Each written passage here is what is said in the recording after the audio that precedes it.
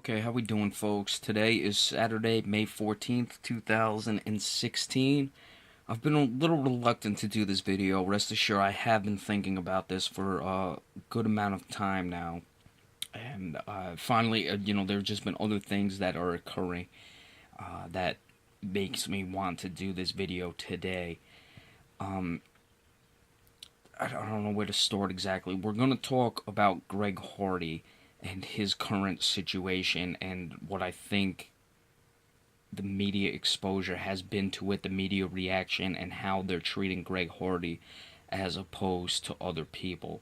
Now, we all know the Greg Hardy situation. For anyone who doesn't, he was found guilty by a judge, was able to get a jury trial to overturn it. People thinks he paid the female off. I don't know if there's doesn't seem to be any proof of that. That's just public perception. In his domestic violence situation, he played for the Cowboys last season, was let go. Now he is currently looking for another team to play for, and just recently it's come out that Drew Rosenhaus's agent has said he is seeking treatment, psychological treatment for the issues he has, anger issues, things like that. Now, I had wanted to do the video before that talking about this, but after that came out, I guess it was either Thursday or Friday, that the news of him seeking treatment has come out. So that was another thing that happened. Now, a lot of people, I saw it on First Take yesterday. Obviously, ESPN doesn't want this guy to be in the league, and they're really pushing this sort of idea that because it's domestic violence, that this guy is like the worst human being there is. Now, I'm not defending domestic violence at all, but he hasn't hit any woman since then, from what I understand. He's now seeking treatment for it, and it's just so cynical, like, oh, he's just doing it to get back in the league. Maybe, but what do you want the guy to do? Do you want him to not seek treatment? Do you not want him to try to better himself? I don't understand. Uh, you're gonna kill the guy for trying to make amends for the bad situation he's done. Now, what really pushed it over the edge was this Matt Bush situation. He was the pitcher for the Texas Rangers. He was drafted first overall in 2004, served some time in prison because he had a DUI arrest. I believe he only injured people, he didn't kill anyone. But I'm not hearing people from ESPN about whether or not this guy should deserve a second chance. And frankly, I think he does deserve a second chance or an opportunity. I don't even want to say first, second chances. People want to say that was Greg Hardy's second chance, so to speak.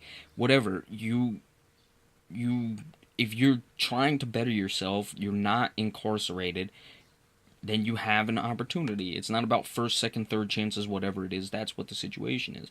Now, the main thing that made me want to do the video is the situation. I guess it came out that in 1971, I believe, there were reports of Jerry Sandusky at Penn State, and Joe Paterno knew about it, and you are not hearing word one from ESPN about that situation, how that could happen. Now, you're going to tell me that Greg Hardy is worse than Joe Paterno, who's overlooking a guy molesting children on campus, where he knew about it for almost 40 some odd years?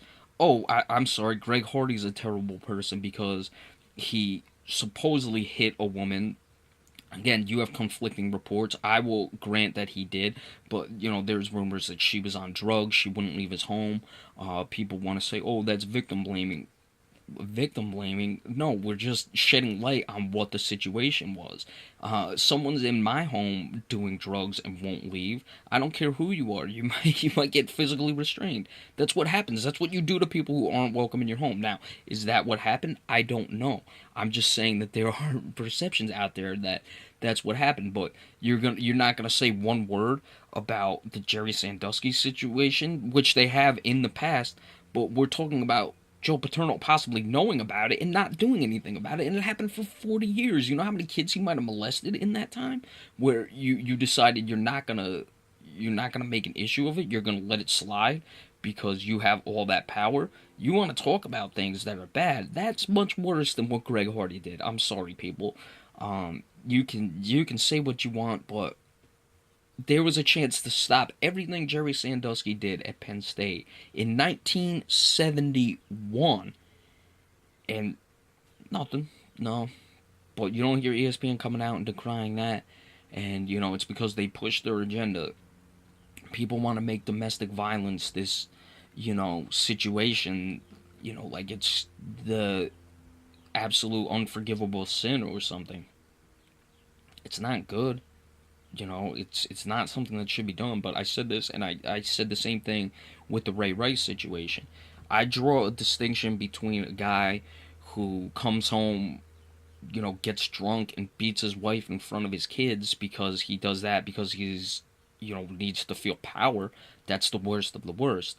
That's terrible domestic violence. That should be stopped. But I draw a distinction between that and Ray Rice, who appeared to be in an argument all night with his, then fiance at the time. Two people who I think were probably very much in love, probably had the worst argument, worst night of their life, probably said things both ways that, because they know the most intimate details about each other.